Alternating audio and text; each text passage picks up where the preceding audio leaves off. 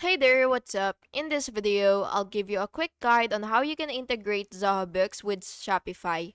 This is useful for automating order management and syncing invoices, making your e-commerce business smoother. So make sure that your Zoho Books account has API access or the correct plan.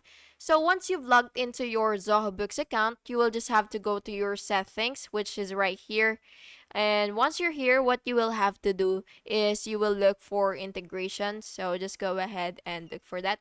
Or you could also search for it. So just go ahead and search for integrations.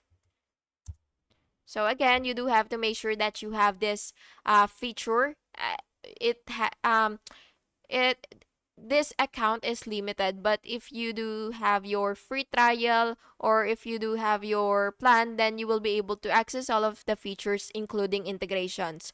So once you see integrations, you will just have to click that, and then you will connect Shopify. You will see the Shopify option there, and then you will connect Shopify and click connect to Shopify and enter your Shopify store URL. And then after that, you will authenticate by logging into your Shopify, and of course, you will authorize Zoho Books. And then after that, you will just have to configure your settings.